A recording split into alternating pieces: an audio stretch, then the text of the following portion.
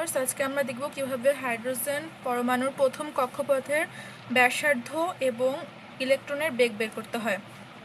তাহলে চলুন শুরু করা যাক। আমরা জানি যে ইলেকট্রনের যে কোনো কক্ষপথে ব্যাসার্ধের সূত্র হচ্ছে R সমান n² h² into epsilon not ভাগ পাই m e হোল স্কয়ার। এখানে n হলো প্রিন্সিপাল কোয়ান্টাম সংখ্যা, প্রিন্সিপাল কোয়ান্টাম নাম্বার।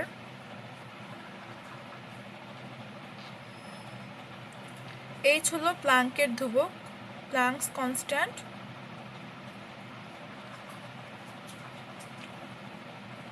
যার মান 6.626 ইন্টু 10⁻⁻34। ইপসিলন নটের মান, এটা একটা কনস্ট্যান্ট, এর মান 8.854 into 10⁻⁻12 coulomb square per newton metre square. আর পাই তো সবসময় কনস্ট্যান্ট, পাইয়ের মান 3.1416। এম হলো ইলেকট্রনের মাস অফ ইলেকট্রন,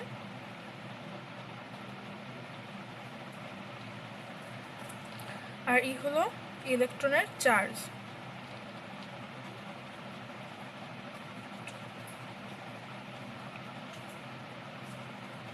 আর তার মান 1.6 ইন্টু 10⁻⁻19 কুলম্ব।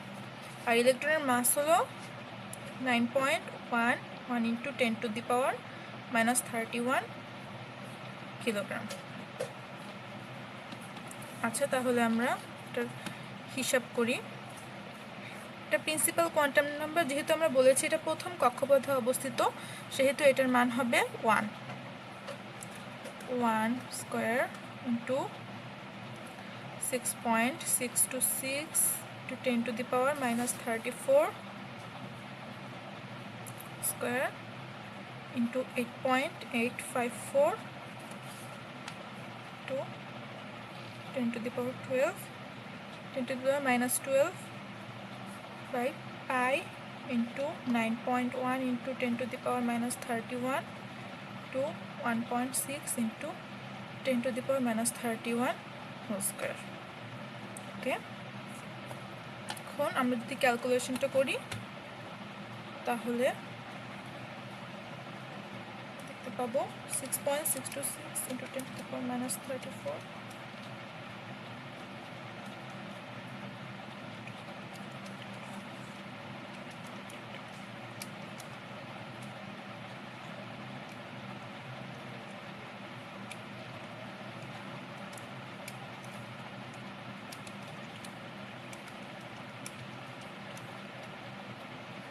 একটা মিস্টেক হয়েছে, এখানে 10⁻⁻19 হবে।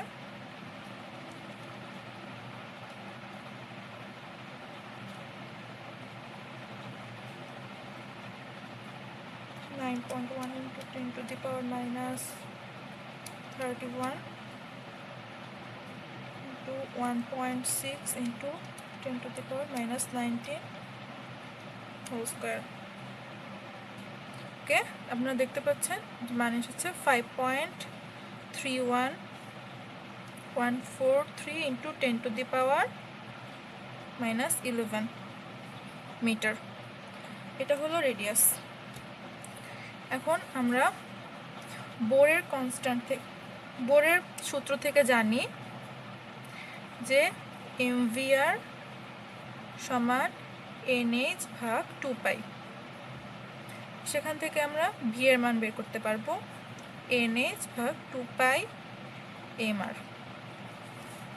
আর এর মান আমাদের বের হয়ে গেছে, এম এর মানও আমরা জানি। তারপর হচ্ছে আর এর মান বের হয়ে গেছে, এম এর মান জানা, এন এর মান তো 1, আর এইচ এর মান তো প্লাঙ্কস কনস্ট্যান্ট এটা। তাহলে আমরা সরাসরি হিসাবটা করে ফেলি।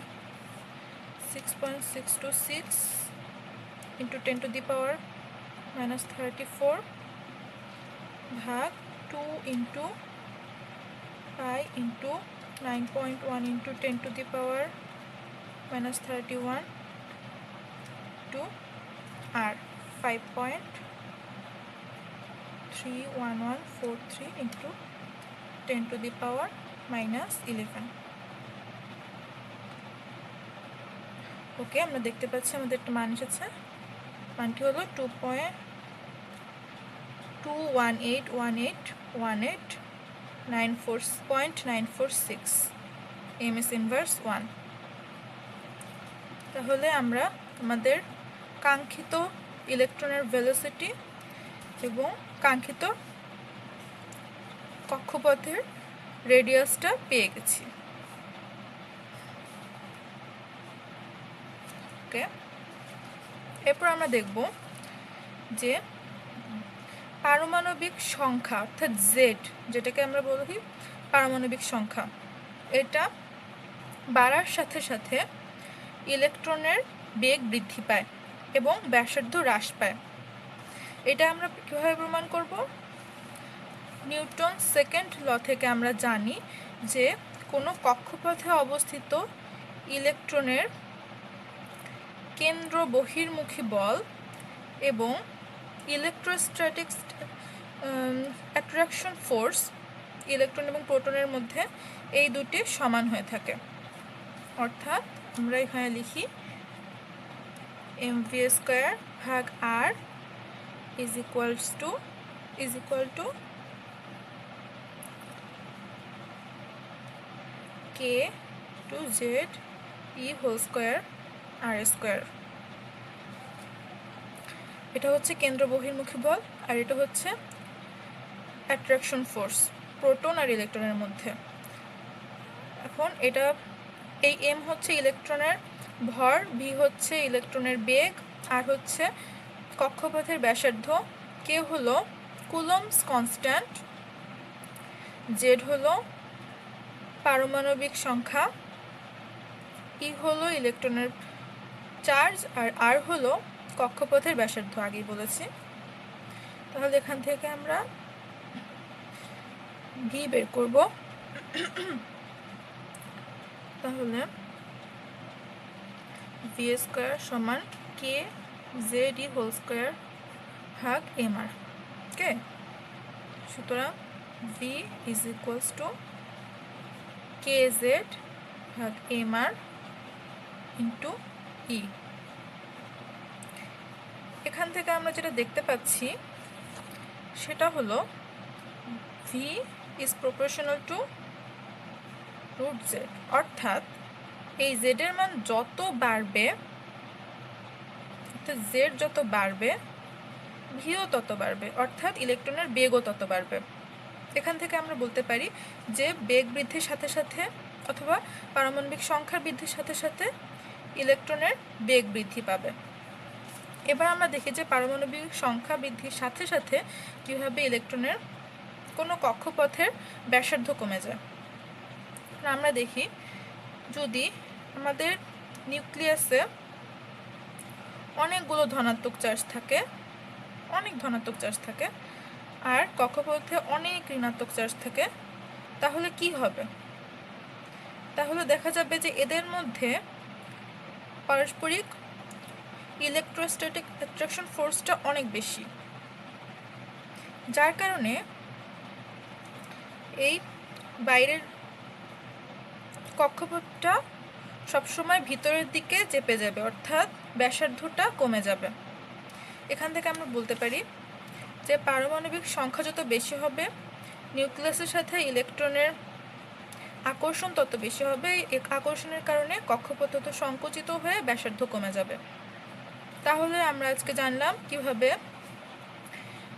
ইলেকট্রন, হাইড্রোজেন প্রথম কক্ষপথে ইলেকট্রনের ব্যাসার্ধ নির্ণয় করতে হয়, কক্ষপথের ব্যাসার্ধ নির্ণয় করতে হয়, ইলেকট্রনের বেগ নির্ণয় করতে হয়, এবং পারমাণবিক সংখ্যার সাথে সাথে কিভাবে ইলেকট্রনের বেগ বৃদ্ধি পায় এবং কক্ষপথের ব্যাসার্ধ হ্রাস পায়। তাহলে আজকে এ পর্যন্তই থাকবে। পরবর্তী ভিডিও টিউটোরিয়াল নিয়ে আবার দেখা হচ্ছে। Thanks for watching.